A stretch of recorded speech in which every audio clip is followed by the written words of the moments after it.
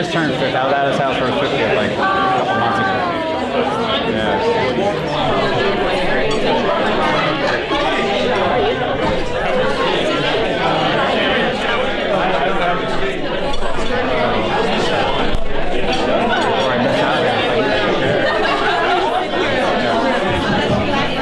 Good evening.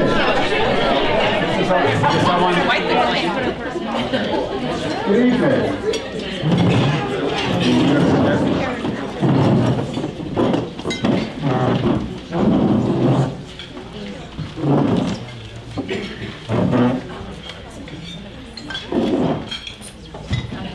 Good evening. I'm Ross Bartel. I'm president of the chapter, and it's so good to see so many of you again, and so good to see some people who I've never met before. That's not a usual occurrence for me. So to see new faces for a tabletop dancing extrovert like me, it's just a wonderful, wonderful thing. So I want to welcome all of you tonight to tonight's meeting. We have just a fabulous program set for you tonight. And I just want to do a little bit of housekeeping and then tell you about the program, get us through a couple of different things, and then jump into our panel discussion tonight, because it will be just, I anticipate it will be just fabulous. So a couple of things. For those of you who've been in meetings, who've been in training programs, you know that we always need to talk about exits and primary drives. If you don't know where the exit is, ask your neighbor. Most of us have been here enough times that we know how to get out. And if you don't know about primary drives, ask your parents. They will tell you. And then ask your neighbor on where the bathrooms are. They'll be able to tell you. So, a couple of things about the culture of this chapter, because this is the ATD chapter for Southern Connecticut. And that is, one of our hallmarks, other than our professionalism, is our collaboration and cooperation and respect. We come from a wide range of walks of life, both internal, people in transition, people who are our partners, and vendors who are bringing content to us. And so the way that works here, unlike some other places, is you meet the person, you develop a relationship, and from there, it becomes a collaborative partnership where people help each other in very, very significant ways. So if you want to network, this is the place to network among your friends and to use the power of loose networks, because what you will find is people you don't know well know things that your close friends don't know. And they will be able to tell you. And it's based on the relationship that you have and that you establish with each other. So I just want to welcome you to tonight. I want to welcome our friends who are dialing in on the simulcast. And just so you know, tonight the camera will be mostly forward, but when we ask questions, I'll ask you to use the microphone. I'll ask you to understand that if you're asking a question, you will show up on video. So if you are part of the FBI program to hide, not to divulge your identity, don't ask a question. However, if you want to be worldwide known and archived, please do ask a question, because people dial in. And then I want to thank Discover Video, who is our partner in this, who does the simulcast and then archives all of these meetings, or many of our meetings, on their website. So if you want to find it, just go to the meeting announcement. That will get you there. So I want to say thank you, and just understand that we are videotaping, and to welcome our audience from afar. So there was a new member cocktail hour this morning. This morning. Success. You have to understand. There's a guy here I went to graduate school with. I can't even talk now that I know he's listening to me. Eric Marcus, who runs the OD program at the University of New Haven, who's brought some students with us tonight. and he can give you all the inside scoop on what I'm like before I become public. So this evening we had a cocktail reception for new members, and thank you to Sandra and to Laura, to Mary Beth and to Laura for organizing that for us. It was really fabulous. So let me turn it over to is it Laura or Mary Beth? To Laura.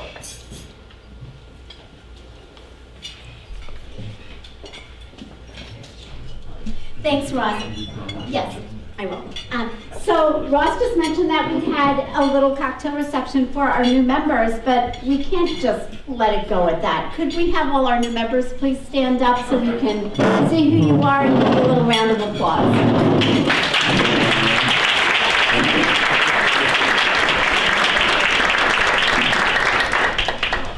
And I can't leave our future out of this, so could I please have all of our students joining us tonight? Please stand up and we'll welcome you as well.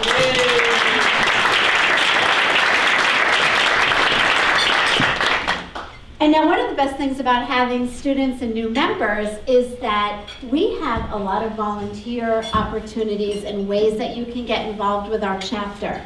Whether it's an interest in communications, social media, helping us attract vendors to host events, programming, being part of the membership with Mary Beth and I. We would love to have your help. And on the back table that Martha is showing you right now, we have a list of the different volunteer opportunities that we have available. So especially new members and students, please pick these up on your way out, and we would love to hear from you. Students are especially good at that. Yes, they are. So thank you. Just saying.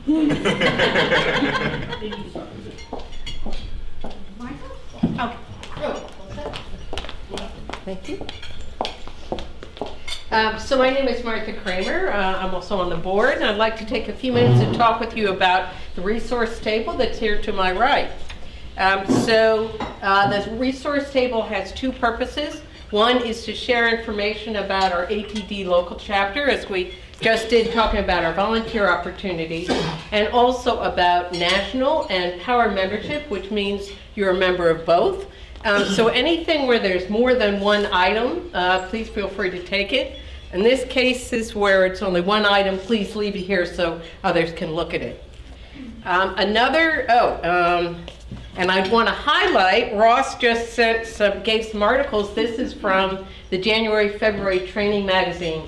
And if you think Ross is charming in person, which he is, you should also read what he has to say in training magazine. I always enjoy it. So the other purpose for the resource table is for you to share articles either that you find of interest or that talks about the services that your company may provide, so you're welcome to do that as well. Our friends who are sponsoring tonight have left their materials. For those kinds of materials, we ask that you bring them and that you take them at the end of the evening, because we cannot take responsibility for taking care of those. So that's it.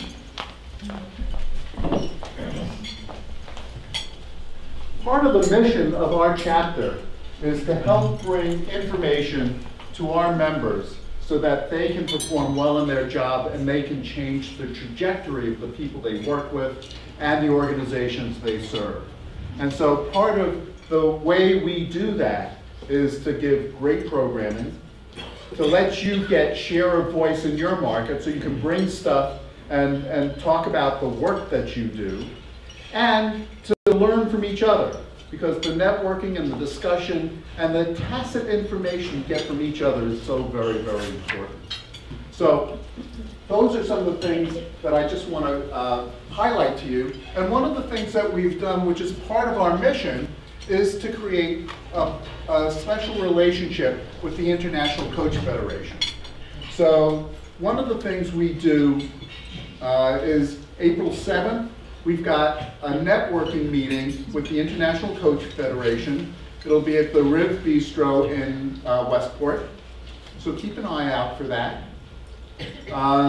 Another thing that we do, which is so very important to our chapter, is around evergreening. And so I want to welcome our students here. We are looking to start student chapters or support student chapters in different universities, and we have funding and budget to back that up. So Eric and Mo, please keep that in mind. And then the last thing is we have a community of practice. And on March 17th, we have a meeting, and I'm going to just sort of throw it towards Karen Kirkner, because she's one of the co-chairs of that community, just to talk about what's going to happen March 17th. Yeah, we are having a meeting at the Westport Library in the morning. It's going to be from 9:30 to 11. And it's to share coaching, your best coaching techniques and tools with each other. It's just a group share exercise. We're going to have people divide up into groups and get to know each other a little bit better. And we've been now in existence, our community of practice which is around coaching in organizations. We've been in existence now for about a year and a half. And we've developed a really great network of coaches, and we would love you to join us if that's an area of interest to you, or something that you're currently doing, or maybe want to explore further. So you're welcome to come on March 17th. We'd love to see you. Thanks, Ross. Thanks, Karen. Where is it? Okay. Now, what Karen did not tell you is the incredible, exorbitant cost of this every participant. And that is because the chapter subsidizes it. It is open to non-chapter members, and there is no cost to be part of that community of practice. If you want to dial in on the simulcast, there is no cost for dialing in on the simulcast. If you want to look at the archive of all our programs, there is no charge for being part of that, of dialing into the archive. And we do that specifically because it's all about building the professionalism of our members and of the people who are part of our profession. So for those of you who are not members, the way we subsidize that is through the $65 a year charge, and which is fairly nominal, but it goes a long way. And so on that note, I just want to invite you to be part of that. If you have an idea for a community of practice that you think is important to your development and to the profession, talk to us. We're happy to do it. And it's part of the dialogue we bring to the table.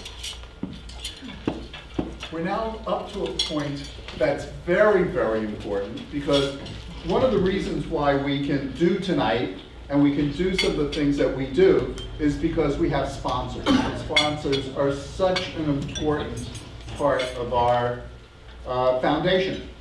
And so I want to thank T&P Studios for sponsoring for tonight.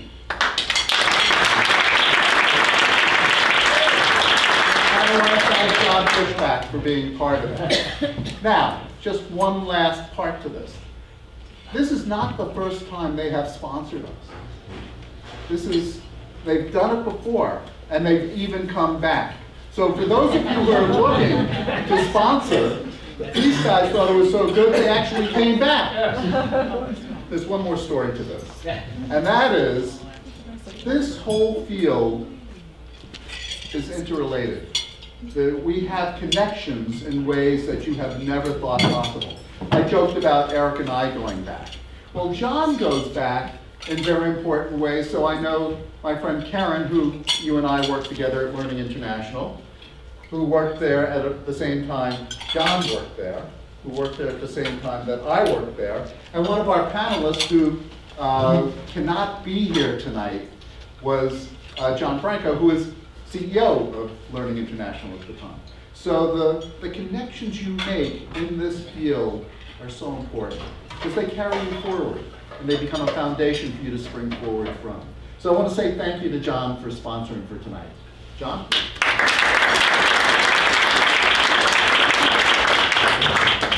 Thank you. It's great to be here again. I'm going to spend just a couple of minutes talking about why you should be using video. I was going to do a lot of studies and stuff to support that question, but I just put one of them up there. I think everybody understands that people are interested in watching video and not so much reading anymore. So there are many ways that video can support your business. And our customers are training companies. We do not compete with you guys. These are 3 types of videos. I don't know if I'm standing in front of people. I'm sort of ranked in the order of cost. We had people who didn't want to spend a lot of money, so we went out with them and interviewed people in the field and then put those interviews together into a story and then added motion video graphics on top of it so that it had a little bit of visual interest. Video interviews are not terribly expensive to produce. A similar situation, similar kind of group of people that we do with the audio, but we shot them with video and then put them together to tell a story. Interviews can be very powerful. We've done it with both customers of companies as well as supporters of new initiatives inside of companies. And finally, the skill modeling with actors and real people too. I have a couple of clips I'll show you. Are when you are teaching skills and you want to see somebody actually do it well. That's what the modeling video is. So, I'm going to show you an example of one of the audio interviews with motion graphics.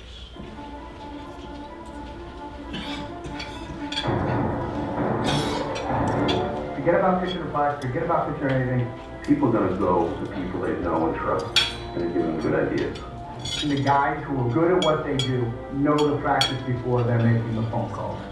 If they can get a chance to find out what our business is like, and maybe if they have something different, they think is thoughtful for thinking, and that they're seeing a lot of aspects close to it, I think we would listen. Okay, so that was just a little clip. I don't want to bore you. This is an example of a video interview. I think the value of the relationship process is really it's homegrown. It was designed for FCs, by FCs.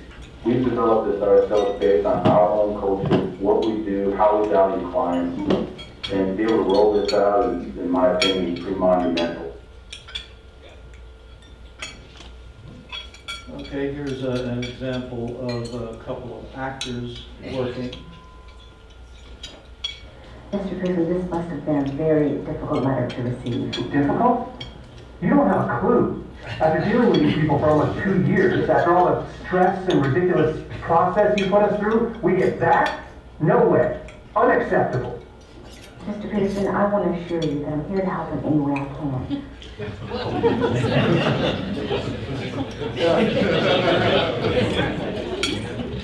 One of the things we try to do when doing modeling videos is to capture the culture of whatever organization we're working with. We've been doing training videos for the Marine Corps since the mid-90s. And that's about as distinct a culture as you're going to find anywhere.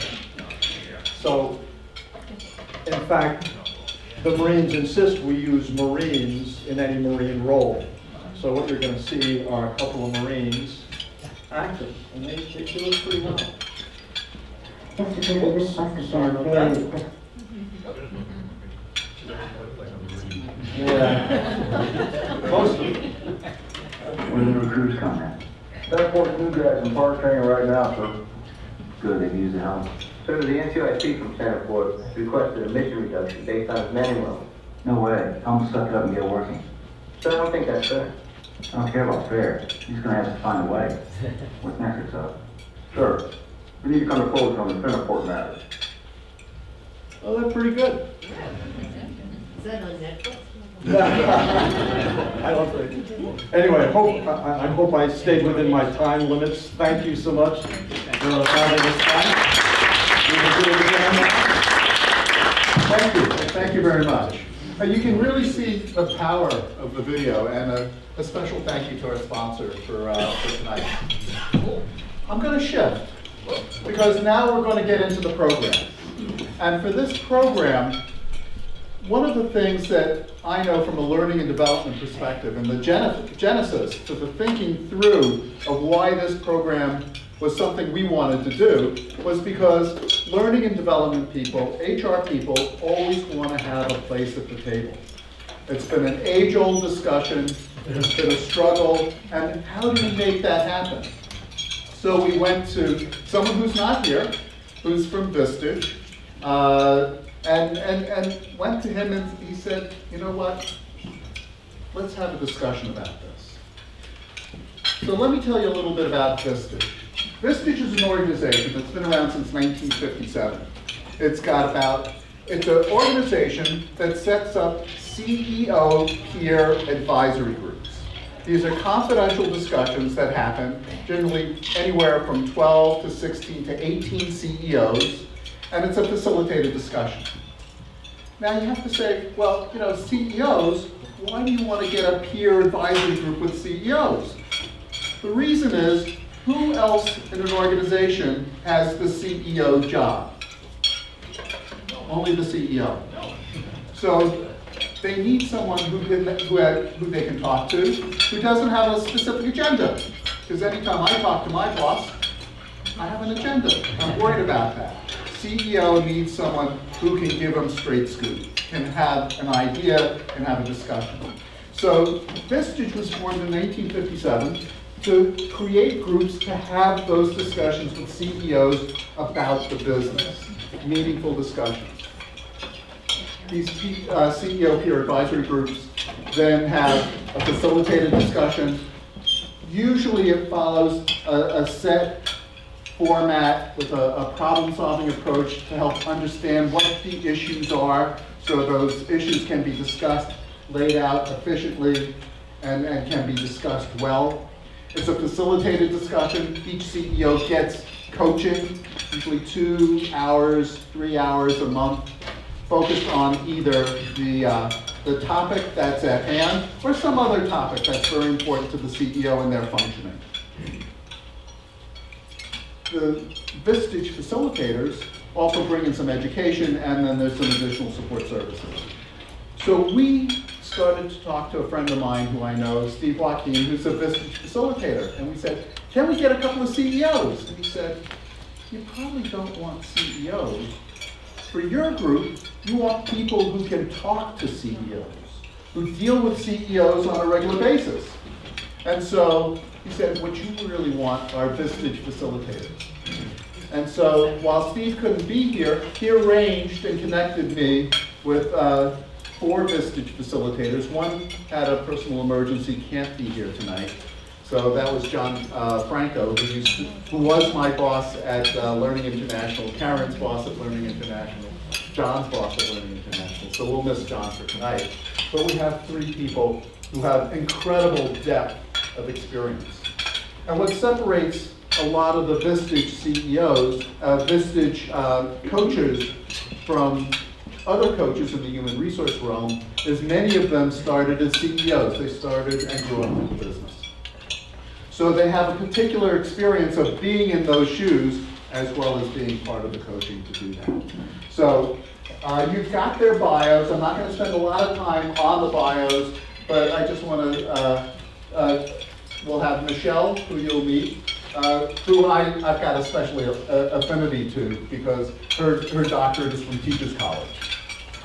So I have to be there. And then we've got Jack Gelman, who, when I was talking to Vistage about a number of things, we had some great discussions. And his area of expertise, other than being probably in one of John's videos from the military, is around peer advisory groups. And how do you work with management advisory boards? Then we have John, and then we have Declan. Declan has a special place in my heart because I love Guinness Stout, and he was one of the people who brought Guinness Stout through the marketing function into America. So now you know something else about me that Eric could have told you probably. So on that note, John Wagner is going to be the panel facilitator and the panel moderator. I'm going to turn it over to John, and I'd like to ask you guys to get started. Thank you very much for being here.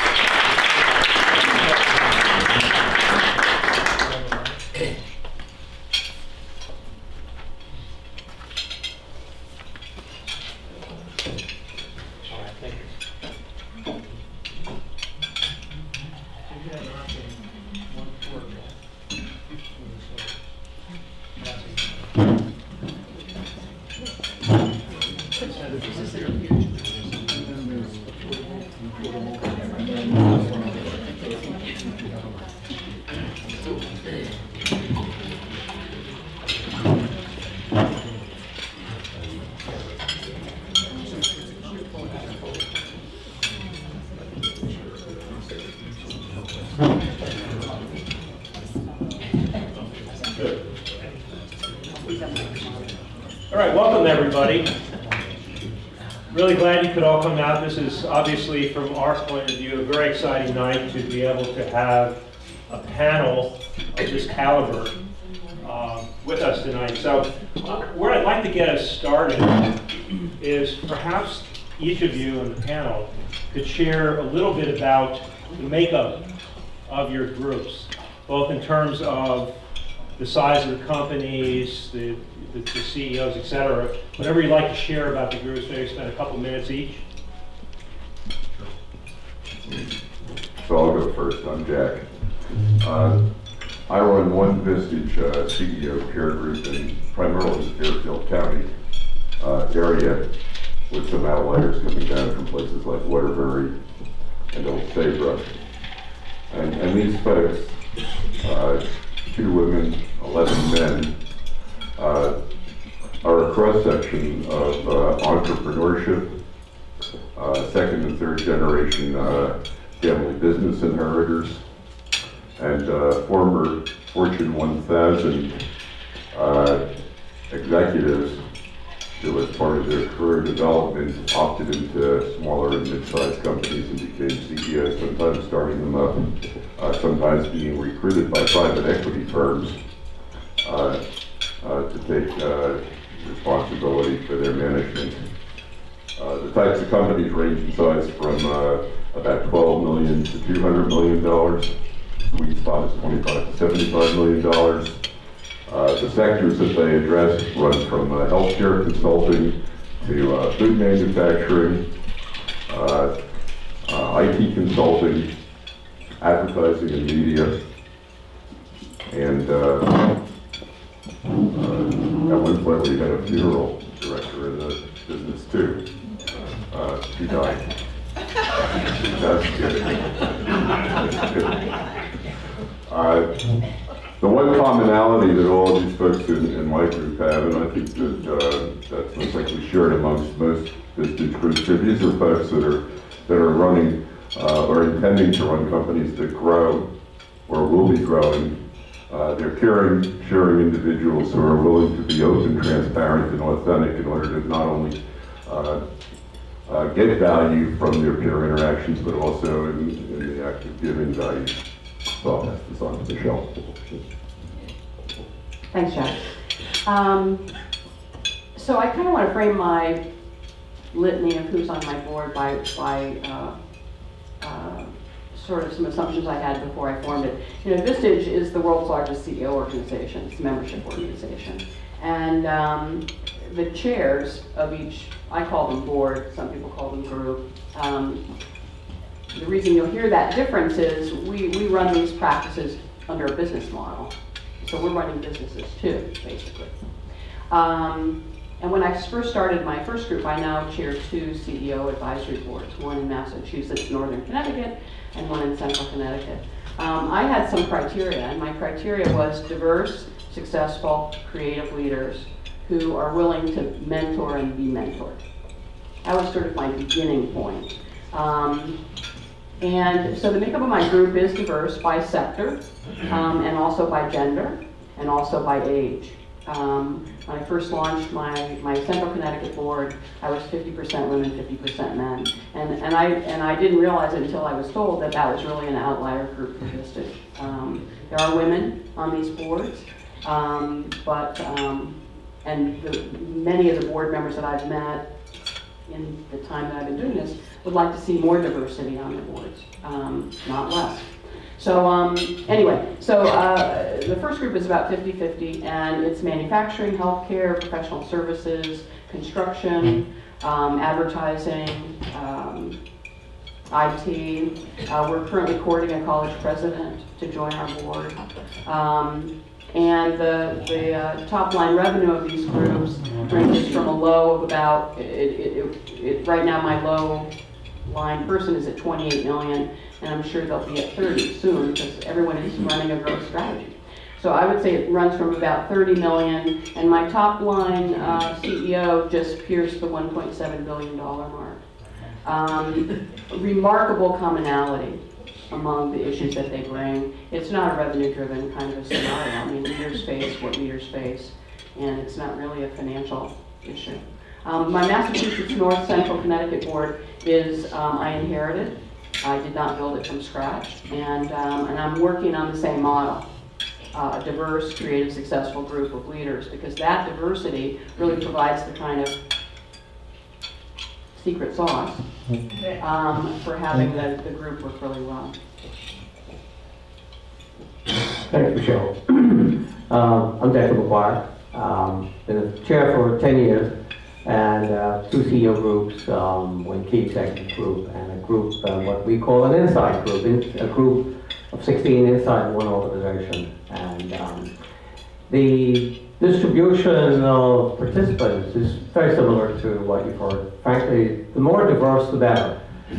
In respect of industry, I'm sure the same factors, energy, healthcare, technology, manufacturing, are the ones that are the most common. Again, an age distribution from, I got some, in my key group, some 20-something-year-olds, and the youngest in CEO group is in the 30s, up to the 60s. It's quite a range. Not as many women in my group, although my key group is close to 50-50. The distinguishing thing that not just qualifies them by way of their organization is their willingness, and this is not unique with this district, to have their answers questioned, so that they're ready to be somewhat vulnerable. A little dose of humility is very attractive to me, because those who know it all already, they're not going to do well. If they think they know it already, and they're not open to listening, not open to change, they won't thrive. Frankly, if they're prepared to be agents of change, I love them. I want them to come in and contribute as well as sort of get value. And interestingly, those who bring the most value typically get the most value. And most of us have had corporate careers, and this kind of work is giving back in a way. And it's something we love and we do. And by the way, we as business chairs, every month or 2 get together in a chair group. We've tri-state area. I was there, spent most of this past Friday. And we too are members, and we work with each other and develop issues and sort of take the same role as our members do. Thanks. So, as we were putting this panel together, one of the topic that rose right up to the surface, which of course research supports as well, is the issue of leadership and culture.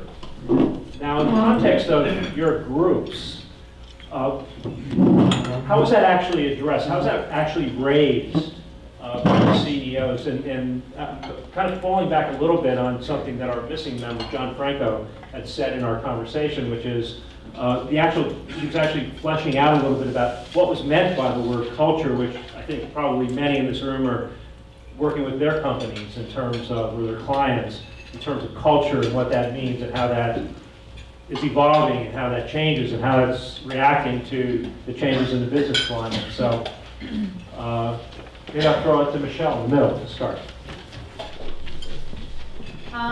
So we don't really, let me say that a different way. Our agenda is not really it's not a typical educational setting.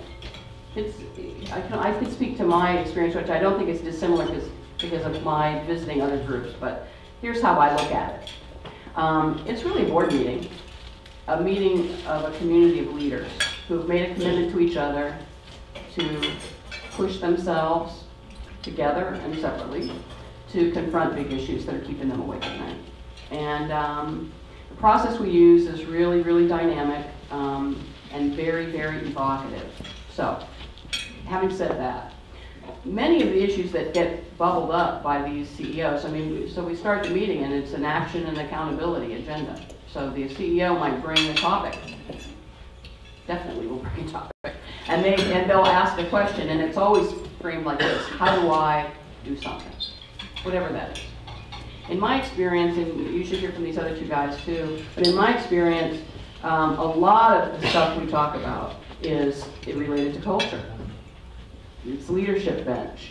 It's how to get the organization connected to the strategy so that the strategy becomes a reality. As you all know in your field, that is heavily reliant on culture.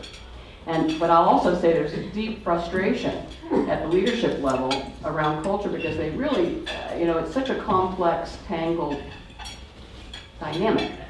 And the CEO is typically a problem solver who's used to having the answer.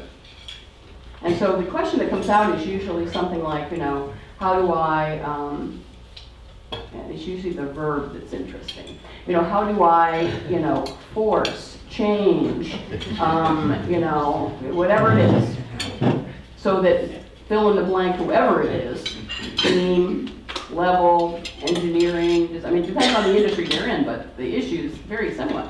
How do I make them see my point and do what I want them to do? And then the process starts of asking clarifying questions from the people in the room, and basically they're getting the best input from 15 really smart consultants who are also CEOs. And the dynamic of this is, the CEO says, how do I force change, move, push, change, whatever, the person listening to them can see that person's behavior and what's blocking them from finding the answer. But if they're, as my group calls it, in the barrel. If they're in the barrel, they don't necessarily see it. But through that system of clarifying questions, usually we end with, okay, is he on the right issue? Is he or she on the right issue? I will tell you in my experience, 80% of the time they're not. And then the group, we nominally check in, and then everybody says what they think the issue is, and we usually get to it. And then the fun begins.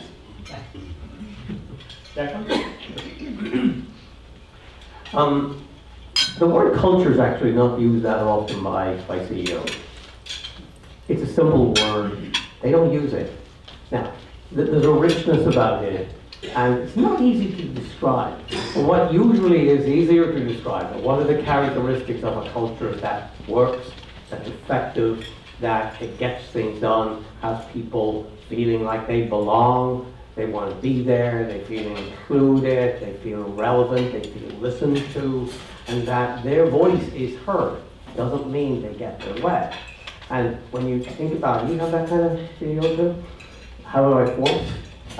That's not a question that usually gets straight answers, because the real driver of leadership is not a forcing, but leadership is nothing unless you have followers. Those who are willing, it's almost a definition. The leaders are the people with followers.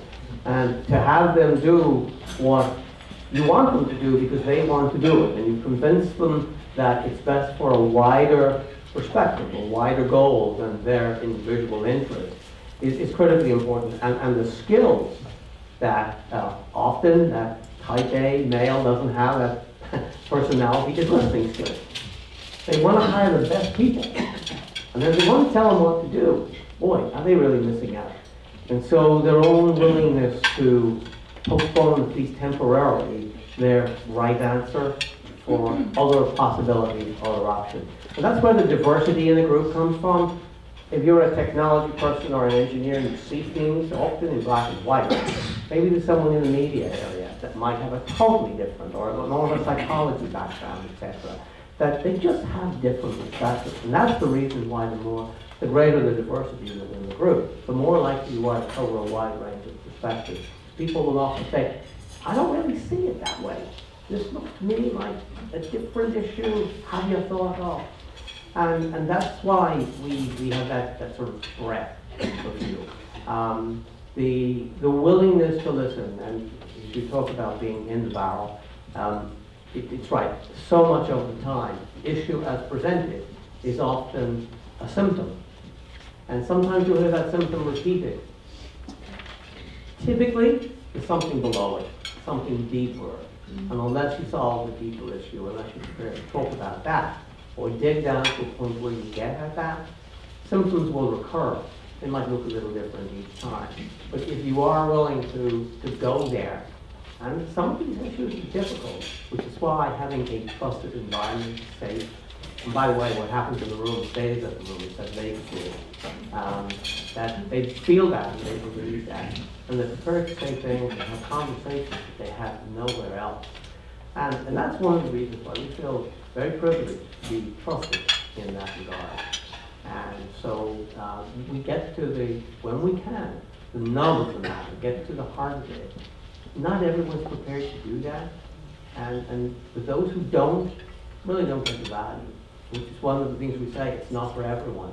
Just because they have a particular position, title, role, responsibilities. If their personality is such that they're not prepared to open up a little bit, it won't work. By the way, as the discussion's going on, please don't hesitate to raise your hand and add to it, because the advantage we have here with these three folks is that they know each other very well and are just great at dialoguing and going at one another themselves. So, the extent to which you do that, please. So now the gloves come up. The gloves are I love it. Go for it. So folks, what I'd like to ask you a question before I comment. And my question is, as you think about your CEOs within the area of emotional intelligence, if 1 is low and 10 is high, how many of you have CEOs that could put above 7? Be honest. None. Yeah, so this is one of the issues. This is one of the issues that we see in Vistage groups. These high-powered, intelligent, talented men and women don't always jump over the acceptable bar in terms of emotional intelligence. And when it comes to culture, this is foreign soil for most of them. And so they come into a meeting and they hear from some of the other CEOs who have been there longer that they gotta have a culture statement. So they run off, and sometimes they go to their talent development people, and you guys go, oh my God, you just came back from a Vistage meeting because the CEO says, we need a culture statement because everybody has a culture statement. So you work long and hard hours to put something together that says brilliant things like, we'll respect each other. We will be full of integrity, transparency, and authenticity. And we will be of service not only to our company, but to the stakeholders around us, the greater world, and the universe, and all the other things that go into a culture statement. And if we're really, really dedicated, we will turn something out like the Netflix culture statement. Look it up on the web. It is 107 PowerPoint pages. And it is, yeah. The issue is, when this thing gets printed and posted on the walls of the cafeteria and the conference rooms, is it a real living document or is it just a piece of crap?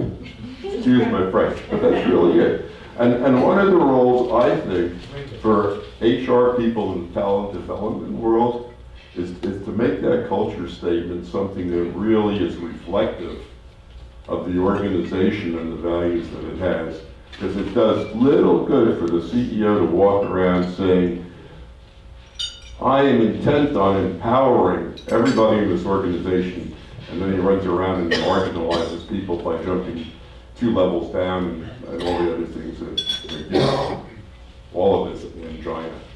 So, excuse my rant, but that's sort of something for you folks to think about. Well, you know, one thing that Jack just said that kind of flows all our theory around the value of emotional intelligence and leadership. I'll just kind of leave it there. Michelle. Yeah, so I want to come to the defense of the CEOs. You know, I was there, and I got to tell you, I know, but you were not there just now. It is. The job of the CEO gets bigger every time the CEO wakes up in the morning with a new thought. The job of CEO is pretty big, and in some CEOs' minds, it's to be right. Or in the words of Chris Ardrich, one of my favorite people, to win or at least look like you're not losing. So there's unbelievable pressure to solve problems, and in this environment where it's hyper competitive and the pace is crazy, and the business models are changing really, really quickly on a global basis. These men and women who are leading organizations feel enormous pressure. I'm not even talking about public companies now, and even just private companies. Enormous pressure to perform for all stakeholders. And of course I have a view because the people I believe I'm working with in this community of leaders are really amazing people, and I know what their struggles are, and I know what keeps them awake at night, and I think they're really amazing. Sometimes they can get out of their own way, and sometimes they can't. But let's appreciate that organizations look to the leader. And the more effective they are, the more you expect of this person. And it's tough. It's not easy. And that's why I think in our model of having CEO peer advisory groups, they have a chance to talk to people who are laying awake at night thinking about the same things they are and feeling the same and feeling human. We've had some amazing moments of humanity in these groups. And so let's not put these men and women in a box. So I think before you take that, Patrick, this is like a Republican.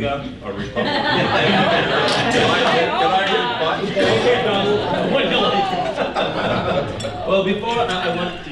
I will return. That's why we only give one mic. Before I do it, I want to support Michelle and say most of our members are human, or exhibit human-like qualities, sounds, and actions. And in part, one of the things that often disconnects them from the organization, those who work for them, is they drive themselves very hard.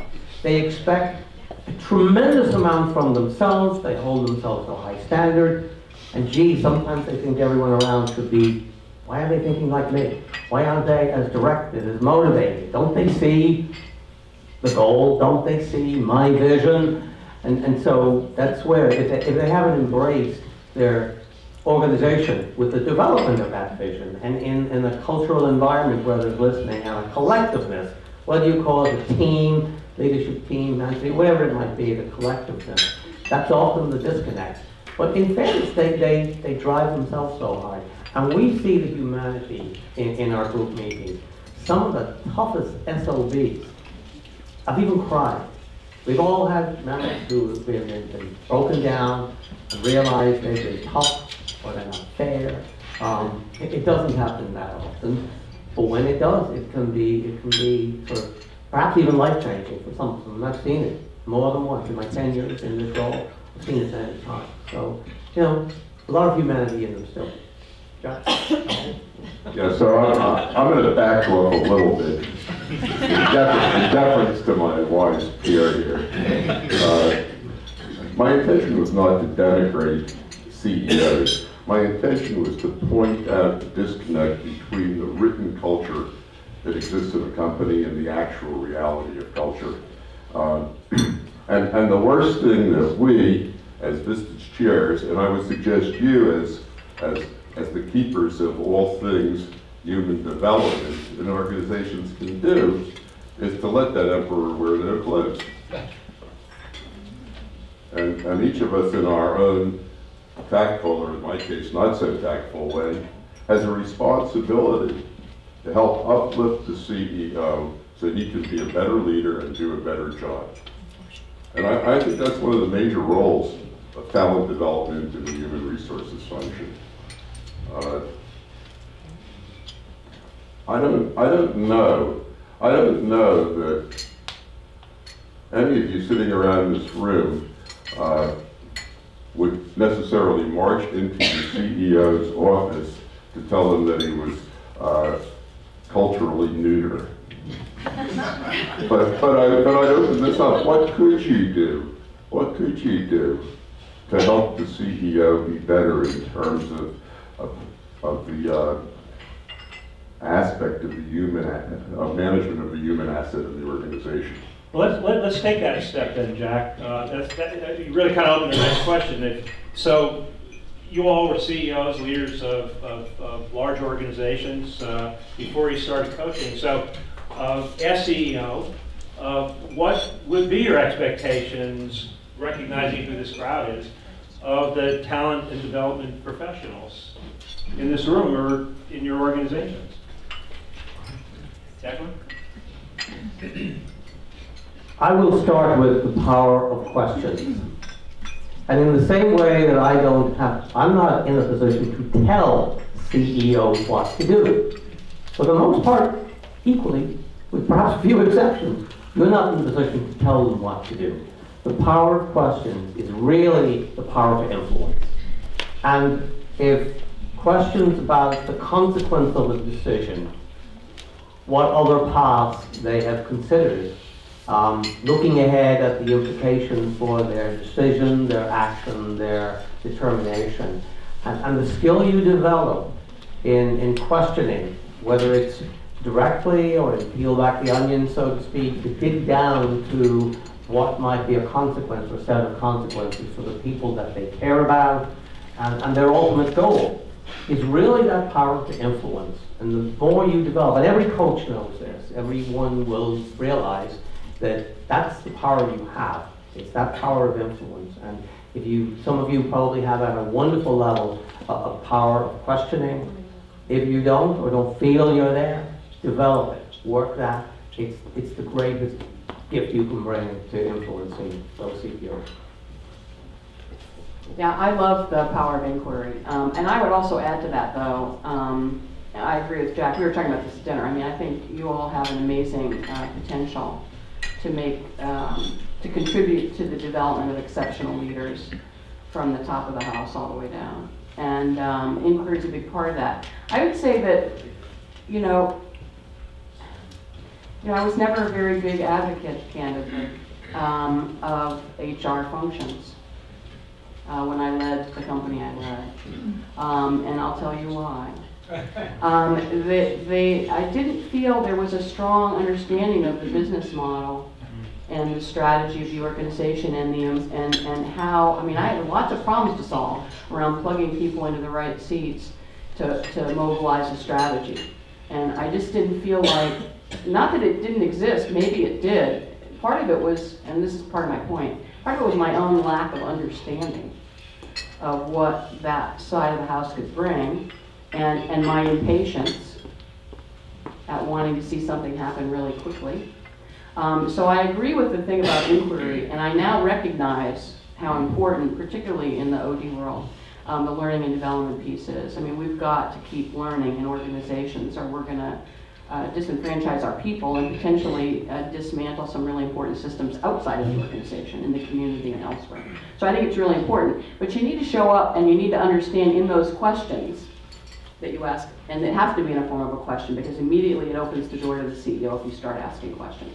If they're informed questions about the strategy or the values of the organization, how you align the values of the organization with the business model so you get the maximum amount of impact on the top line and beyond.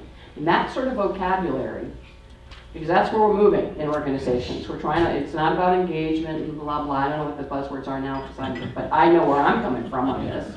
And the buzzwords from where I'm coming from are, we need to line up what the values are of each person in that organization against the strategy of the organization so that we can grow top line revenue and also make impact. That's where the CEO's heads are at. Those who are growing successful companies, that's where their heads are at. And I'll tell you, I think the number one thing we're going to need to tap into to get there is talent, who get it. So So back when I was playing a CEO role, which is some 8 years ago, the concept of HR playing a strategic role in the company was just starting to form. Before that, the CHRO, the Chief Human Resources Officer, really didn't have a seat at the strategy table. And it was a mistake on the part of, well, the white shirts and ties and jackets that were running companies, quite frankly, because there is so much value that I've seen from my clients, not only Vistage clients, but consulting clients, from having that human resource strategist and his or her lieutenants adding value to a firm from a human capital perspective. So what I would urge, in addition to everything that Declan and Michelle is speaking about, is to get familiar, if you're not already, with servant leadership. Because you're in a wonderful position to practice servant leadership, which starts with listening. And if you ask the right kinds of questions, and only spend 20% of your time asking the questions and 80% of your time asking for the answers, and then when he asks you next question, probe deeper, peel back the onion. You will learn more about what's going on in the mind of your CEO and the C-suite people and be of more service to them. And you will become a more empathetic professional as a result. So, servant leadership. Thanks. I could keep asking questions, but I know Martha's going to jump out of her seat over here with the question she has. And I'm sure many of the rest of you have questions too, and I know the panel would love to be entertaining your questions. So I'm just going to call on Martha first, and she was almost jumping at me. Please ask, and we're now opening up to questions from all of you. So thank you. I wanted to follow up on the culture question, and I wanted to ask you, since you all said you had diverse groups, at what point are there additional challenges with maintaining culture? In other words, a startup gets to a certain point, then it becomes more difficult. And what advice or how have you experienced being successful? Yeah, I'm going to just say, back to the diversity of the group. I mean, we have a smaller, my smallest is 28, 30 million, and largest is very large. And so that diversity informs that conversation. You know, when someone's growing from a certain point to another, trying to pierce 100 million, for example, where you need a lot more systems, a lot of feed-forward, feedback loops, and the communication style of the organization, all that good stuff. Someone in the room's had that experience, and they talk about it. You know, we're not, like I said, we're not educators. We're facilitating a conversation among highly intelligent people who've had lots of experiences. I will say I direct it so that we're responsive to the question. I'm not sure if that gets at your question. Well, so is there a certain number of people, like at 400 people, it becomes more difficult? Is there a number that you've seen? It's not, I'm just going to say, and then I'm passing on. In my experience, I don't think it's run as much by, it's harder the larger you are, but if you're following best practices, and it's the similar issues across all sizes of firms, in my experience. You know, you mentioned startup, entrepreneurial. At the beginning, there's an idea and a drive and that entrepreneur, and it's all hands on deck. It's like, we've got to get the stuff out the door. Got to get the client, got to get the business, got to keep going. And there's that drive for the pragmatic stuff. When you scale, when you grow, if that leader is still doing all the key things, they're destined for trouble. They have to share the burden. And that's a challenge for many. And if they continue to do the wrong thing, you start to see micromanagement. People are blocked, they're not empowered to make judgment, don't have the authority, etc. And that becomes a very limiting factor in growth. If they can, at some point, and there's no magic number as I see it for what the growth is in either revenue or number of employees, much more likely to be in number of employees, by the way, where they have to understand they need a team. and they need to give that team real responsibility. Delegation is not dumping crap on someone. It's empowering and sharing the load. People, smart people, want that responsibility. They want to be able to step up and make a bigger difference. If the sharing occurs at an appropriate rate to really allow continued growth, that's wonderful. But if not, and some entrepreneurs just they plateau because they won't share. And that, I hope, is answering or getting to the point where that inflection point. But that's one of a number of steps. There are several other steps. There's another level of growth, but there's another level below in management and supervision, etc. Let me just say one thing. We bring in speakers to talk about things like this, but back to the power of the group, people who have experiences share it with others, like what did they do when they had to grow the team, how did they grow it, etc. Yes, I'll just add to this by saying there's some literature that suggests that when the employee base reaches 50, that's a critical point in terms of stepping up to the next level where managerial process becomes more important. And the next break, if I remember correctly, is 400, but I could be wrong, but the 50 I remember clearly. And if I could just take a minute to tell a really quick story. Sure. And Michelle, you'll know who I'm talking about, but nobody else will.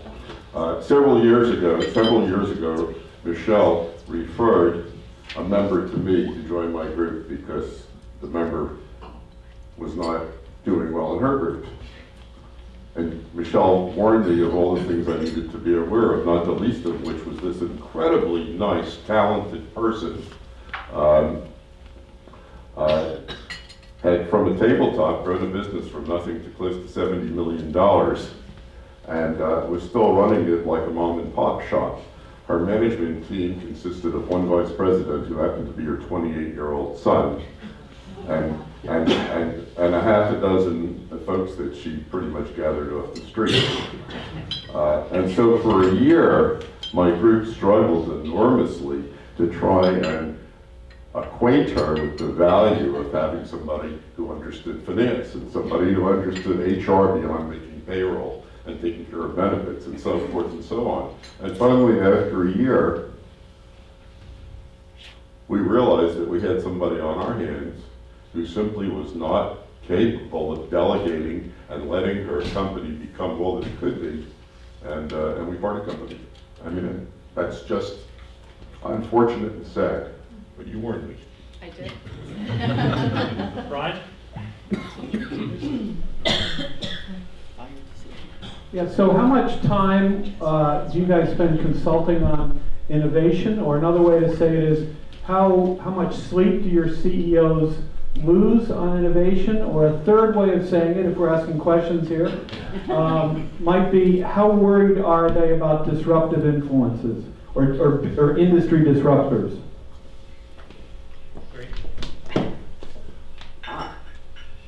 After talent, that's pretty high on the radar screen for topics. Part of that is because we just have ignored creativity and innovation as a part of our education for so long. And we forgot how to do it. And organizations are built to be big organizations are built to be bureaucracies which stifle innovation. And CEOs want to drive the strategy, and so they want some control systems.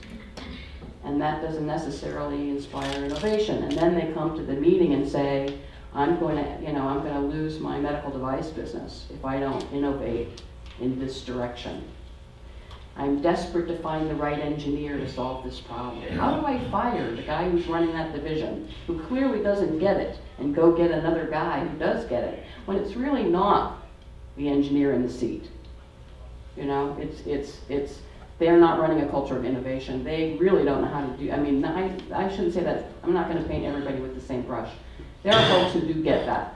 The more entrepreneurially minded folks kind of get how to build a culture of innovation. But the topic comes up a lot because even big organizations have to pivot quickly.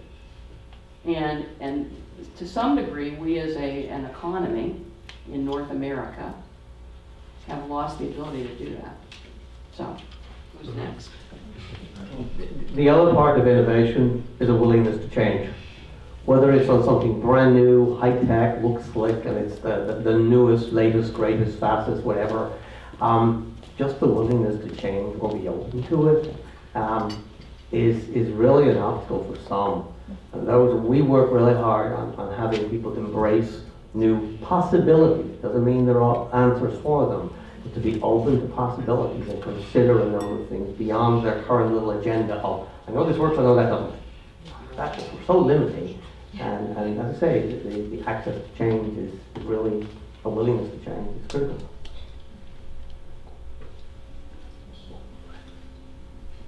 I'm not sure that I have anything to really add, Brian, to innovation. What I've noticed among the CEOs that I advise, facilitate, coach, is that the more entrepreneurial ones tend to have a more interesting, to me, risk profile, which means that they are willing to innovate.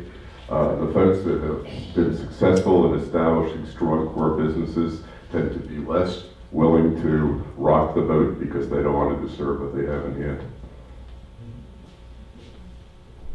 Plus, I would say, if they're the owner of the business, they've got other driving values. Yeah, I guess a related question. I'll only ask one question instead of three.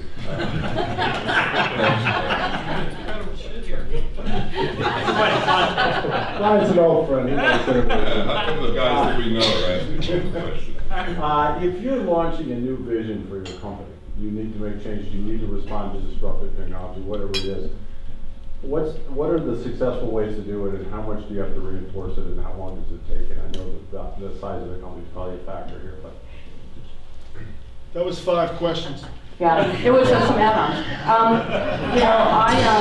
You know, when I'm not chairing business groups, I do strategy. And I mean, step one is build a shared vision. And must be a shared vision. Which means, you know, in my experience, you engage as many voices as you can in the process of building that vision. Positive and negative stakeholders. And you take the temperature of the market, and you behave more like an entrepreneur in some ways in talking to a lot of people and soliciting input. Once you have the shared vision, I make that sound like in 3 weeks when you have the shared vision, it's much longer than that. Hopefully not too long though, because if you take too long in the traditional strategy cycle, building a shared vision has taken anywhere from 6 to 12 months, and by that time, the market is totally different. So build a shared vision and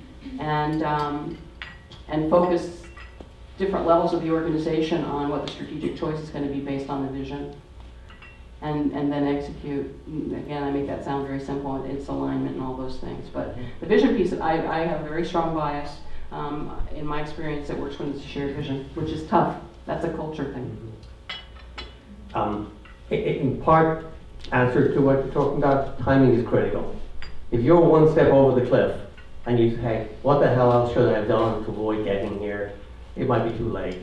If you look at the options early enough and are smart enough to realize where there's the start of the trend, and one of the things we try to do is actually have key performance indicators to see where the trends are, so that relatively early in the process you realize you're on the wrong end of the life cycle of your product, your service, your organization, and you better invest in something new. And that something new probably requires a different vision, whether it's something different that the market wants that you could provide, or maybe there's acquisition, maybe there's alliance, or maybe it's time to sell the company, frankly, depending on what your possibilities really are. If it's late, it might be too late. And if you do it early enough and get sort of a group sort of perspective on what else could we do, where else can we go, it's sometimes it's early enough. And I have examples of people who were in that blueprint printing before really business, and developed 5 different lines of business. I'm doing great now. That original part of their business, which was there for 20 years, it's about 10% of what they are today. They wouldn't have a company that didn't really diversify and consciously do it. But early. Yeah, so like Michelle, I have another life too, and I do consulting around strategy. And a lot of my focus is creating trust-based organizations, which circles around team alignment in the C-suite and in the management ranks below that. And what I found is that when you have team alignment, which is marching to a vision that's put out by the CEO because it's truly believed in, if the CEO is the forward-thinking individual that we hope for in our firm, he'll be the type of individual that will understand that there's a life cycle to everything. There's a growth period, there's a maturity, and there's a decline. And if he and his organization don't put in mechanisms to extend products or create new products, the firm will perish. And if you don't believe that, just look at who was in the Fortune 100 100 years ago. Not many names are there today.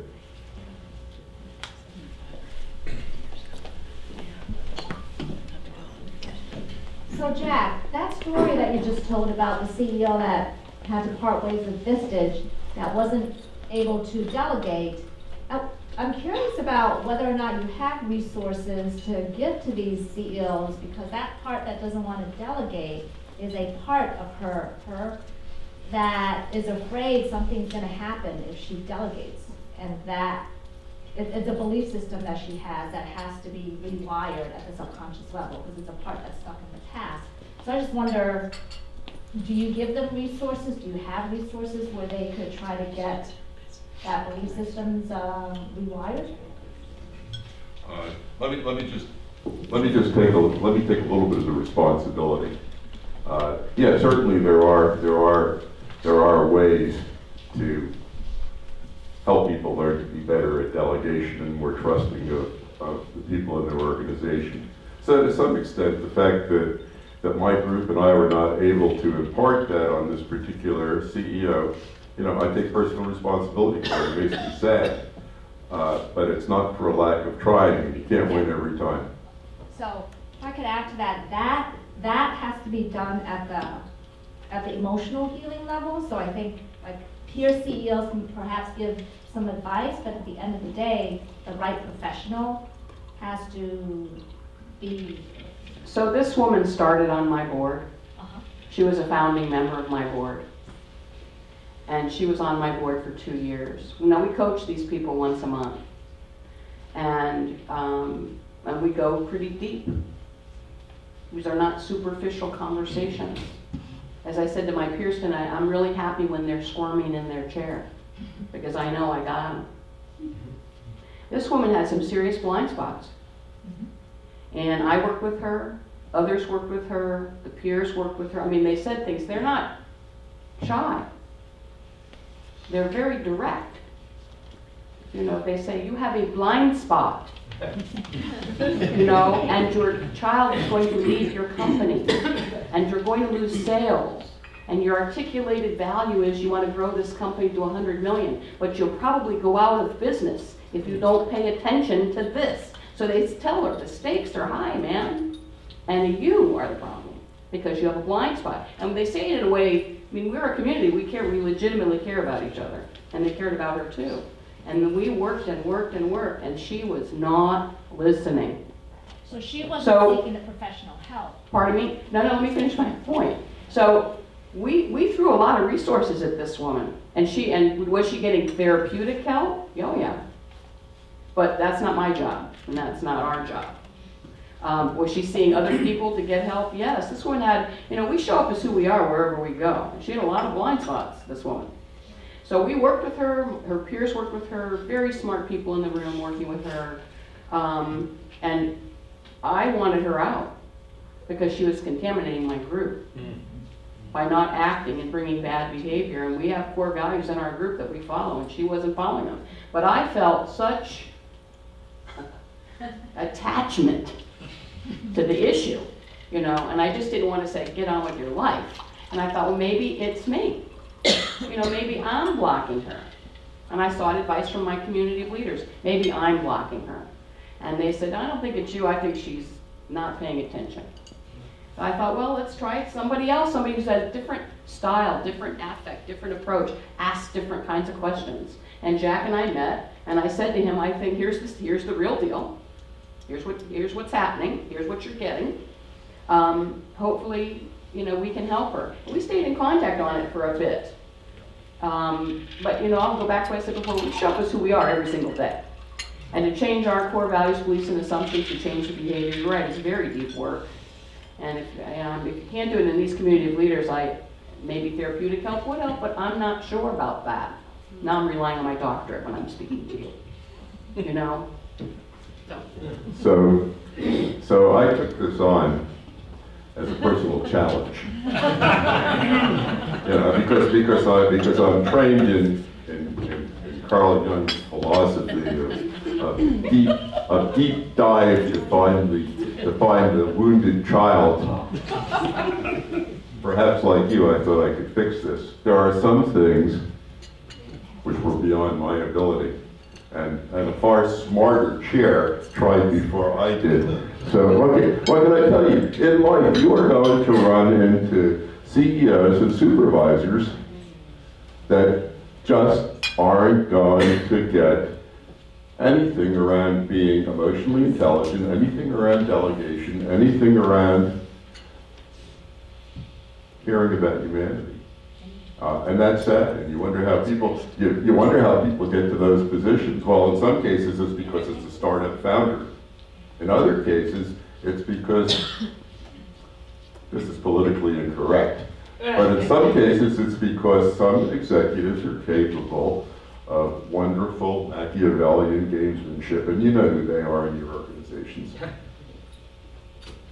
So, you know, I just want to say one more piece about this, because it's, you know, it's clearly, so you hit a nerve, you know. So clearly, you know, I want to just build one more thing. I'm working with some colleagues at Columbia on some research that's going to develop something that actually gets at the 3 buckets of leadership potential. And you have to get the first one to get to the next 2. And the first one is self-awareness. You know, this woman, I have rarely run into, and I've been all over the world, I've seen a lot of things. I have rarely seen anyone so blocked as this person, not self-aware. And the sad thing is, I mean, we're laughing, and it's not funny, because she's going to lose everything. You know, she's going to lose this company, she's going to lose a lot of things because she's not self-aware. The other 2 buckets, by the way, vision to action skills and voice. There's all kinds of things underneath that, but if you're not self-aware as a leader, you know, that's a toughie. Hi, my name is Roseanne from Dale Carnegie, and my question is, as leaders, when have you demonstrated vulnerability to your people, and what impact does that create? That is, you want to think? No, that's so easy. That is so easy. So when I first started my group, and about once every 2 years, we do an exercise called I Am From. And it's based on a poem written by a woman who basically says, I am from cotton picking Alabama, where girls got pregnant and walked around barefoot, and she goes on and on and on, and where, you know, eating okra was okay, and my dad worked in the fields, and my mother had 8 kids, and I never got past grammar school, and really, really talks about the stuff that none of us ever talk about in business. So I read that thing. Then the next exercise is for everybody in the room to write their I am from, including the facilitator and share it. So yeah, we get vulnerable. We get real vulnerable. And after that exercise, people have a sense of each other they didn't have before. I've also run that exercise, but every month that we show up for each of our groups, it's important that the last thing in the world I want to have people feel is that I have the answers. I am not here to bring the answers. Frankly, there are things that I really know a lot less than others in the room might. Some I might know more, many things I will know less. And to openly acknowledge that, and to admit it, and to realize that I'm on a learning path as well. And I'm happy enough to say, I learn as much from, perhaps more, from my members than they might from me or from others. We're there to learn, and we get so much out of it as well. But if we ever show up as the answer guy or gal, it's not going to stand, first and foremost. And with, except for the kind of person that I'm not, it isn't true. So you just have to demonstrate that. And our whole demeanor, frankly, even from the time we meet someone who potentially might come into our group, we make it pretty obvious. We're not the person with the answers. We have a vulnerability. And when we check in, even at the beginning, we talk about our own role. We check in, tell them, how's your business, how's your personal, how's your health, type of thing. And we talk about ourselves just in a vulnerable way. Yes, I've been vulnerable. That's all I have to say about that. Sure. It's hard to believe. I know, it's hard. Mary Beth, then we'll get over here. Thank you. So my question for you guys is about questions. You brought up the importance of inquiry as part of the whole process. So do you have favorites at sort of each step of the strategic life cycle? Because obviously strategy is important, but then execution of that strategy is equally important. So what are your favorite questions around different phases of that strategic life cycle?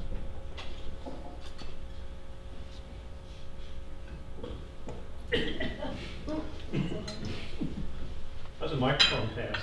Yeah. I think the first thing that I would want to ask people that are in the midst of strategic planning is what their short and long-term goals are. And the follow-up questions to that would be simply to drill down to find out whether those goals are reasonable, achievable,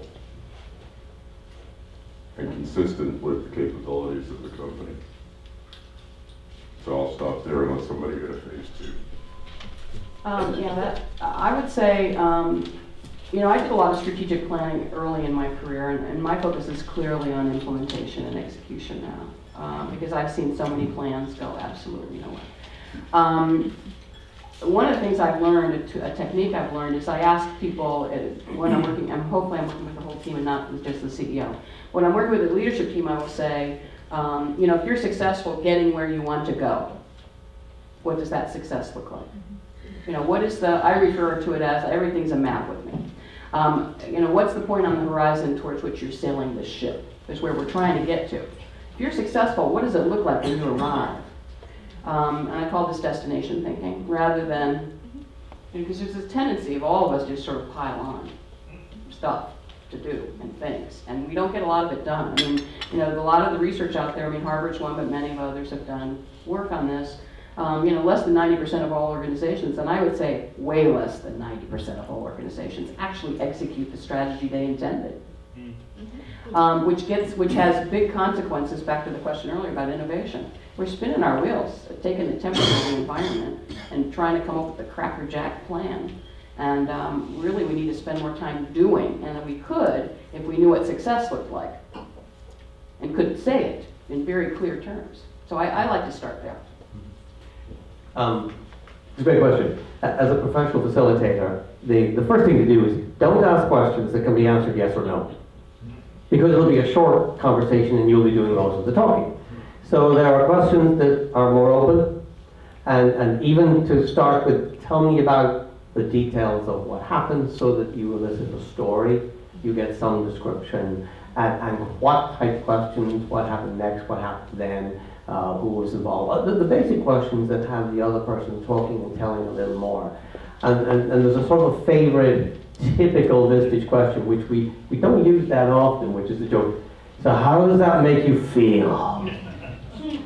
Spoken with, and well, because if we're going from the logic of what your head is at to the heart of what's in it, sometimes it can be appropriate to say that, but we caution ourselves, and we're very hesitant to do that. And then there's that, well, tell me more. And we're going down and down into, tell me more, I want more. And it's a sort of a, you know, a forced fun way of talking about driving down.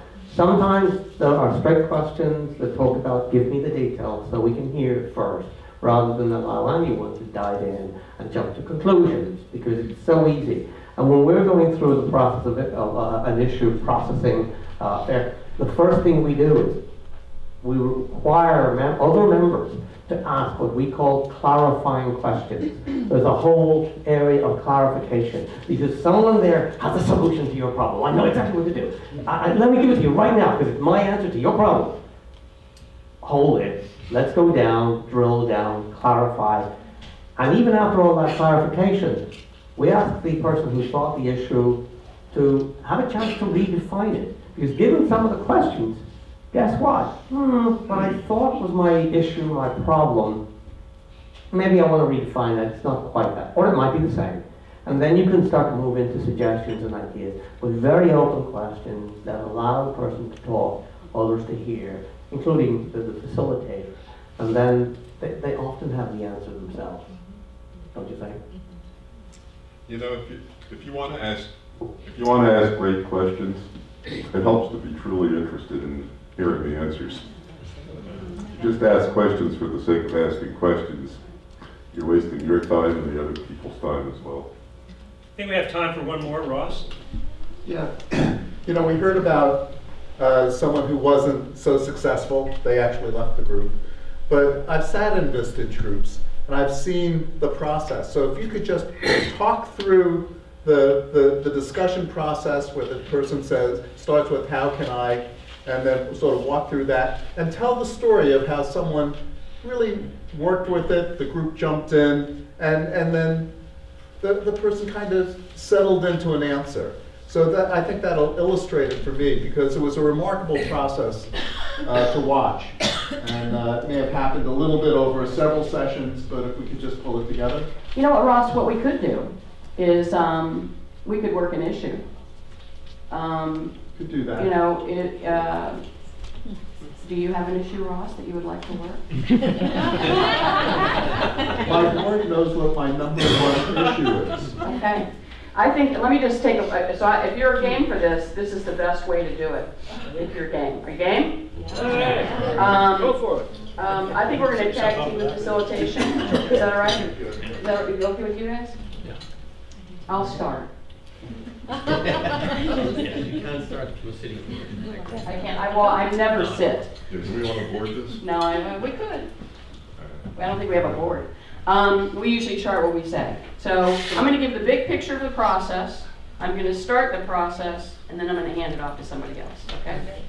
Now this is painful, so. Yeah, this is, and you all are going to participate. So you know, we're going to get behind Russ. Yeah, we're going to give him some. Well, there's Tom's on every table. We're going to give him some comfort ahead of time. So the process in general, and you know, this is the most commonly used Vistage process for working at, we call it topics or issues. But there's others. But this one's really good because it's about action and accountability. So it always starts with how the question Ross is required to tell us his issue or topic in the following format. How do I do something? How do I, so frame your issue for us if you don't mind. So let me frame the issue. For the last year and a half. No. How do I get a successor to be president of the chapter? Okay, how do I get a successor to be president of the chapter? So we put the question on and usually we write it down, right? And big picture, back to big picture. Now I'm going to ask you, don't answer just yet, because I'm going to give the whole process. And then we're going to move it along. Once the person, and what Ross just did happens a lot. Let me tell you how the pencil was made, you know? We don't care how the pencil was made. Tell us how do I, whatever your issue is, and it has to be in the do language, because it's about action, right?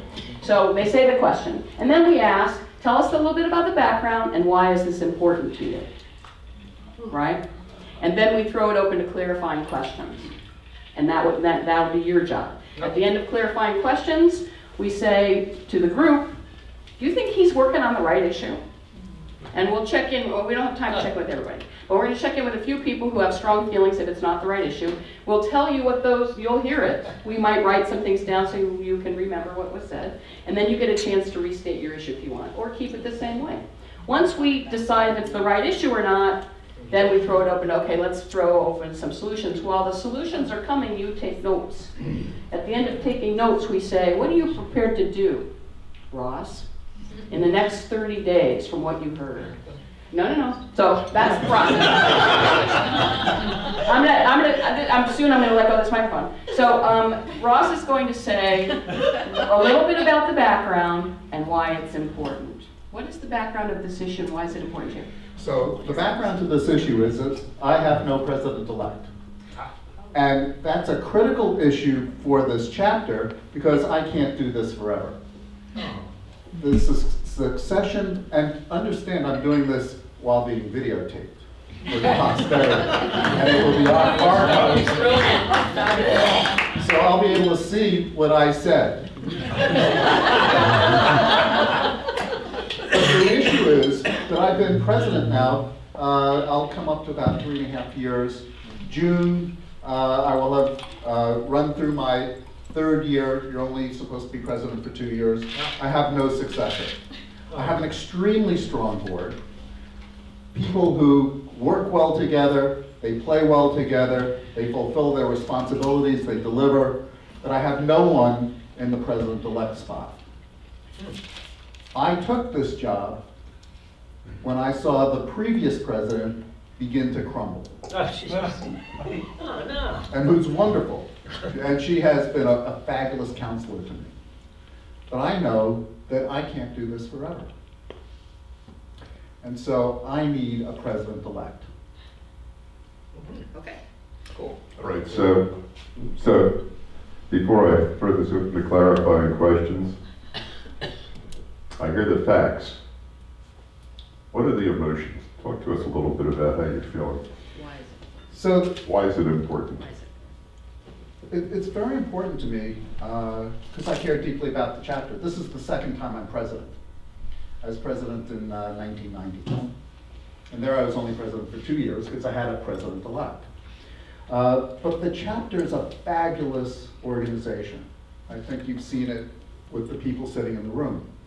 And so if it relies so heavily on my leadership, then that's a responsibility that I can carry for a while, but I can't carry forever. So that's one side of it. The other side is a much more personal side, and that is, it's a leadership issue. A leader has to develop a bench. I've got a great bench, but I don't have a president-elect. So it's a really interesting piece for me on an emotional level, because I think I'm great.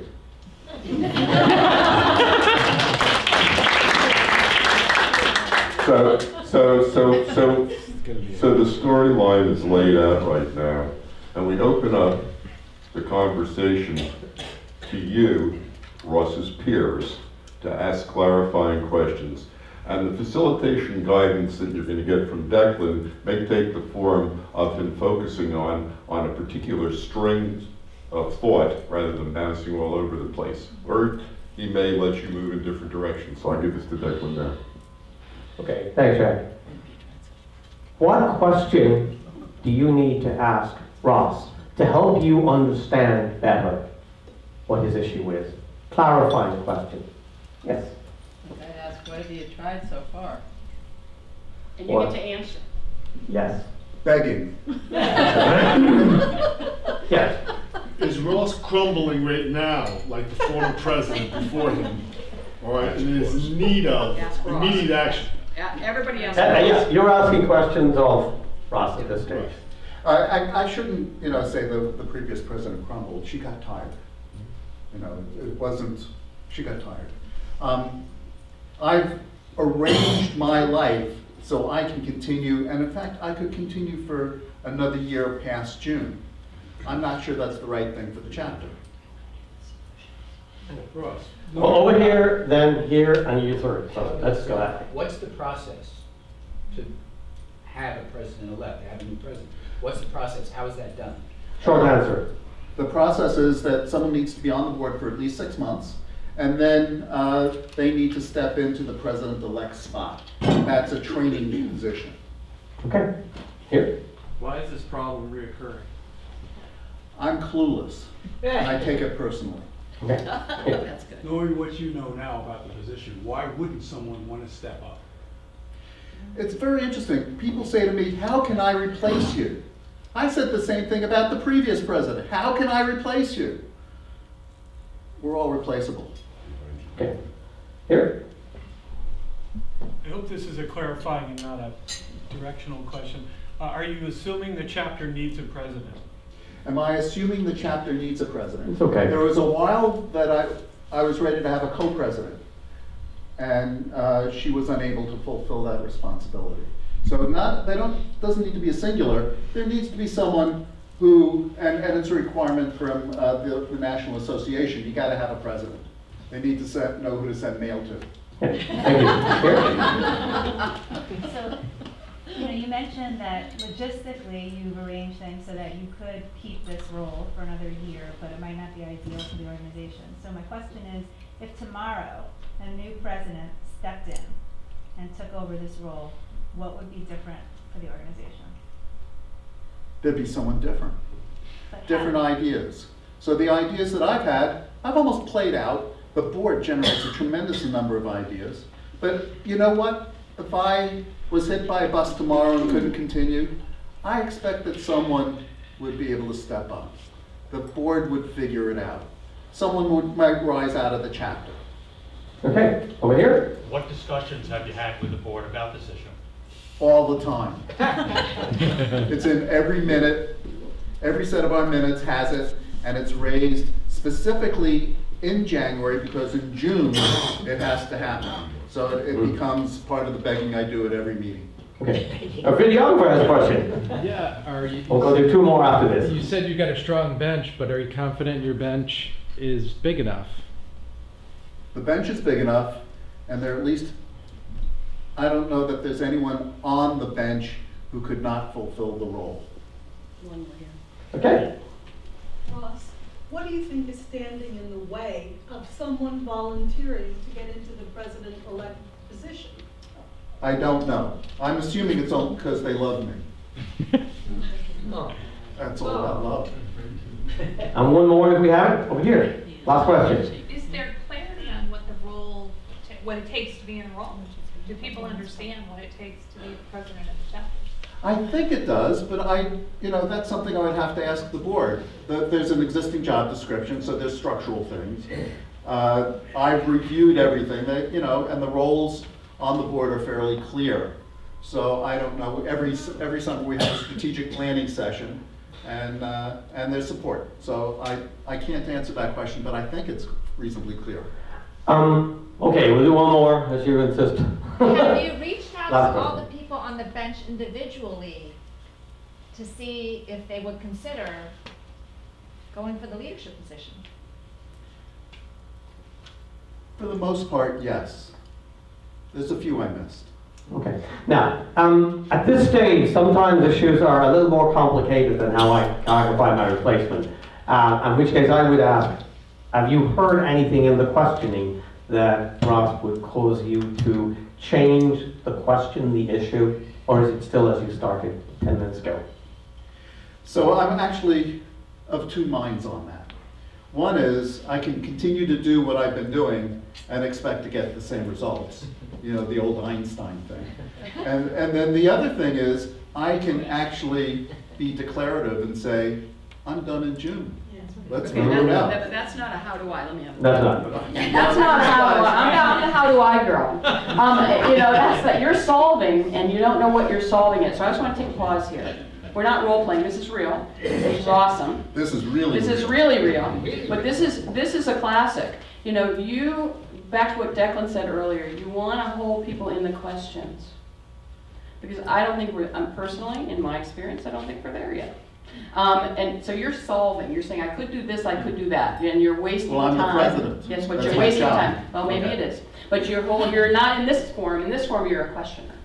And how do I is the question. So I'm going to poll just a few people. Is this if you don't think this is the right question, do you believe there's a better question that Ross should be asking? Would you read, what is it? What does Ross need to do to move forward? What does Ross need to do? What do I need to do to move forward to get my replacement? I'm not clear, what does Ross want? How do I is the form of the question. How do I articulate my destination? Where's the point on the horizon that I'm looking to go? Good question. Another one. How do I find out why the existing board members are in their own barrel? Okay. Another one. How do I? How do I ensure there's someone ready to take my role? How do I ensure there's someone there to take my role? Anything else? Yes? Maybe rather than focus on Ross, it should be how does the organization move forward with new leadership? How does the organization move forward to ensure a secession plan? An effective secession plan? Any one other? Jack? Yep. How do I gracefully exit? How do I gracefully exit? And I would add to that, and leave in place an exceptional leader who can carry on the secession, the mentoring and secession of new leaders in the pipeline. That's my piece of that. That's too long of a question, but how do I gracefully go and leave the place better than I found it, which means, in my view, build a secession track and a development track for emerging leaders to be president of this chapter. Of all those things you heard, which one do you want to, or do you want, so it's like, let's make a deal. Do you want to stay with your current question, how do I get a new president for the chapter, or do you want to take one of the questions we heard? I don't remember all the questions we heard. That's why Which one do you remember? Which one do you remember? Well, that's the salient one. That's Let's right. hear it. That's what How do you I said. exit gracefully? That is the one I'm selling. How do I exit gracefully? Okay, do you want to have that issue? Yes. Okay, his issue is how do I exit gracefully? Now we go to solving. And you actually might want to write some of this stuff down. Michelle? Well, we do have a recording, so. Oh, we have a that helps. recording. We are recording, and I am getting help from Michelle, who is my right-hand person. So being the professionals that you are, while chomping at the bit to provide a solution for poor Ross, who is going to expire without your assistance, this is now your chance to help Ross to nirvana. What would you recommend? And don't just say Now, goodbye. before we do that, I have a process point. We are at about 4 minutes to 8. Usually we're done at about 8. So if you have to leave at 8, be my guest. But if you want to help me, you'll stay. So Ross has a very common malady among CEOs. It's called he needs to rescue. Don't listen to him. If you need to leave, leave. Solutions. Yes. Why is it good to be the president? That's not a solution. I'm asking for solutions, not for questions. All right. What is your recommendation, Brian? Forgive me, I'm going to say, how do I move beyond the need to be needed? No, we're not in questions. We're done with questions. No, but I asked that because I think You want the to answer say, would what be should, important. what should Ross do, and we frame this as a true Vistage meeting, what should Ross do in the next 30 days to solve this question? Thank you, Michelle. See, look at all these people. Go. Nominate 3 members of the board to be the next president. What else? Or nominate 3 members that are members, so that they can get in place for 6 months, and then you have. And by the way, we're not evaluating at this point, we're just gathering ideas. Yeah. I think I will try to talk to each of the board member and ask them a question. What stopped you from considering being the next president? Yeah. Thank you. Ross, I haven't been at that many meetings, but one thing I have noticed that you do pull a business card out of a hat. Would that be a good solution to pick a new president? Is that a recommendation or a No, that's question? more of a, that's a solution. Right. So that's your solution to pull a name out of a hat? Yes. Okay. Notice I'm not being judgmental. Go ahead.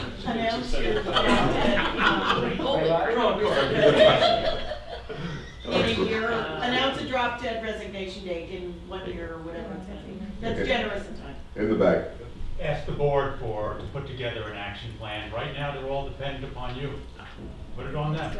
Yes, that's called delegation. It's what we try to teach CEOs to do more of so that they don't micromanage and take the whole world on their shoulders, and they can manage more on the business than in the business and have a more balanced life, yes. 3 here, 1 here.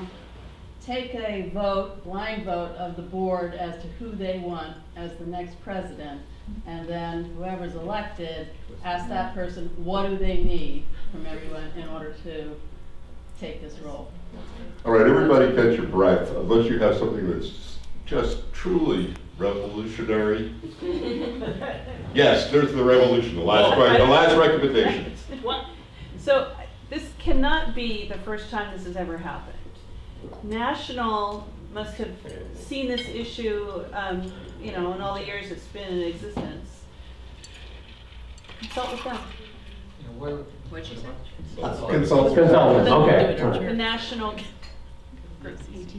Okay, I know we have more questions that could go on, and it could be an 8:30 or a 9 o'clock. Let's imagine that we have, in a real situation, this is real, but with more time available, that we've exhausted the question of what typically is a smaller group. Ultimately, it's back to you, lads. And I will ask you this, what have you heard? It can be one or two things that gives you some hope that you can take some action, gives you a course going forward that you think you might take action on. The two things. One is the strength of the board, and the second is that the board can take control of the issue and help me through it. There was a third issue, which was, why do I need to do this? That's a different issue that Brian raised. But so can you just phrase that, and what are you prepared to do in the next month? Yeah. So what I'm prepared to do in the next month is, at the next board meeting, we will have a discussion about finding a successor, and it must come from the board. Right. That will be an agenda item, and it will be the primary agenda item. What'd you guys think? Yeah?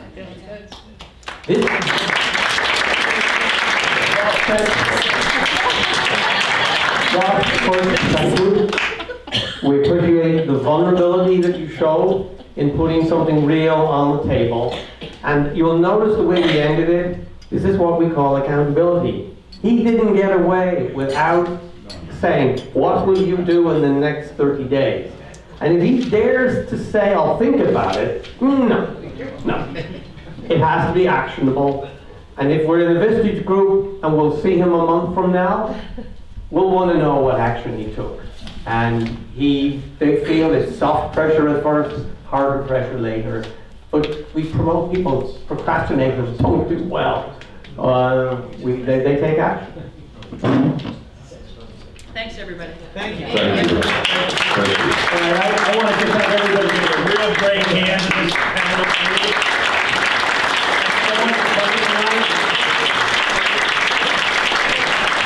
We all had an opportunity to learn quite a bit, a lot to think about in terms of how we can all improve the way we work with leadership in our companies, our clients. Again, just thanks a lot, folks. Thank you.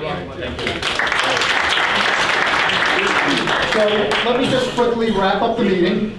I want to say thank you for tonight. March 21st, we have Tri Corporation coming, and they will be talking about business simulations and building business acumen. There's also on your tables, you'll see something around the ATD Regional Conference. Look it up. We've got people, including me, presenting at that conference. It's going to be a fabulous conference. It's in Chelmsford, Massachusetts, April 1st. And then we've got a couple of things coming down the pipe. Michelle, shall we do a poll for a free meeting? Yes. We're going to pull a name for business cards. A business card. Does everyone get a business card in that little bin? And to my audience, I want to say thank you. And to the panel, so everybody thinks I took a major personal risk. You only take a major personal risk, like jumping off a building, when you know there's a really good net. And I had 4 people, including John, holding each corner. So I knew I was in good hands taking a personal risk. So I needed to get that discussion. That was a real, if you talk to anyone on the board, you know it's a real issue for me. So thank you all for tonight. And let me just find out who gets the free meeting. And it is Greg Druckman. Oh, great. Where is he? Good. Okay, we'll pass the word. Thank you very much for tonight. See you in a month.